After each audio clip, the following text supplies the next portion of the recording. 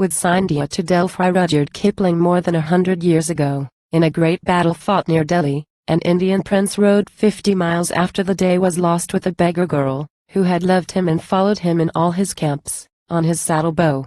He lost the girl when almost within sight of safety. A Maratha trooper tells the story. The wreath of banquet overnight lay withered on the neck, our hands and scarfs were saffron dyed for signal of despair, when we went forth to Panipat to battle with them. We came back from Panipat and left a kingdom there.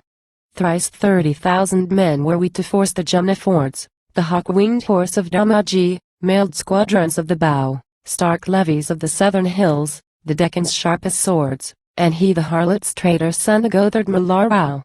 Thrice 30,000 men were we before the mist had cleared, the low white mists of morning heard the war conch scream and bray. We called upon Boani and we gripped them by the beard, we rolled upon them like a flood and washed their ranks away. The children of the hills of coast before our lances ran, we drove the black Rohillas back as cattle to the pen. 'Twas then we needed Mallar Rao to end what we began. 1,000 men had saved the charge. He fled the field with 10.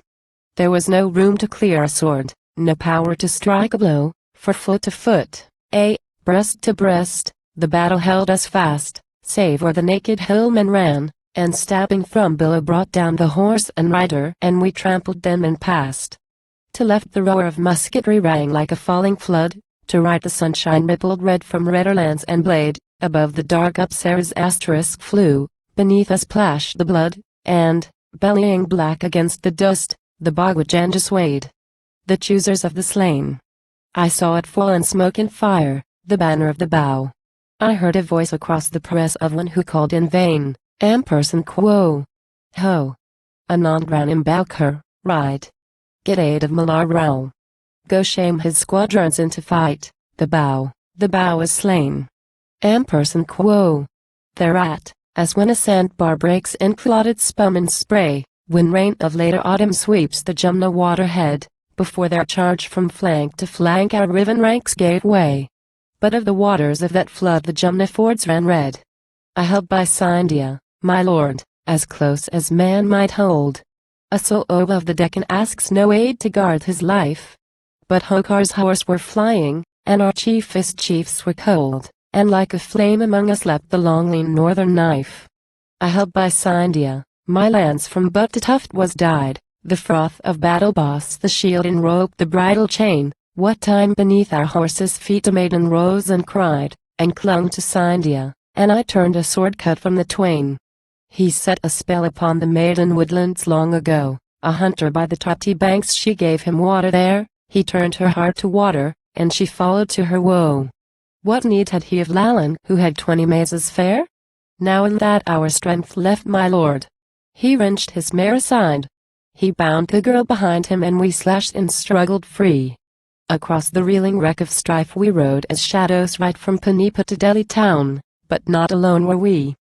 'Twas Lutufel Popul's laid horse upon our track, a swine-fed reaver of the north that lusted for the maid.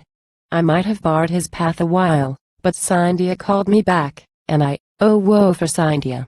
I listened and obeyed. League after league the formless scrub took shape and glided by, league after league the white road swirled behind the white mare's feet, league after league, when leagues were done, we heard the Populze, where sure as time and swift as death the tireless footfall beat.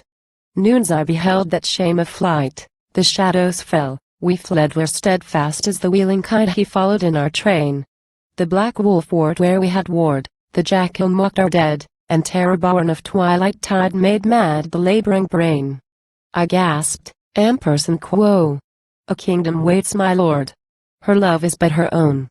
A day shall mar, a day shall cure for her, but what for thee? Cut loose the girl, he follows fast. Cut loose and ride alone. Ampersand quo. Then Scindia twixt his blistered lips, Ampersand quo. My queen's queen shall she be. Ampersand quo. Of all who ate my bread last night 'twas she alone that came to seek her love between the spears and find her crown therein. One shame is mine today, what need the weight of double shame? If once we reach the Delhi gate, though all be lost, I win. Ampersand quo. We rode, the white mare failed, Her trot a staggering stumble grew, the cooking smoke of even rose and weltered and hung low. And still we heard the popol say, and still we strained anew, and Delhi town was very near, but nearer was the foe. Yea, Delhi town was very near when Lalin whispered, Ampersand quo. Slay. Lord of my life, the mare sinks fast, stab deep and let me die. Ampersand quo. But Scindia would not, and the maid tore free and flung away, and turning as she fell we heard the clattering popol say. Then Scindia checked the gasping mare that rocked and groaned for breath, and wheeled to charge and plunged the knife a hand's breadth in her side. The hunter and the hunted know how that last pause is death. The blood had chilled about her heart, she reared and fell and died. Our gods were kind. Before he heard the maiden's piteous scream along upon the Delhi road, beneath the mare he lay, lost mistress and lost battle passed before him like a dream. The darkness closed about his eyes, I bore my king away.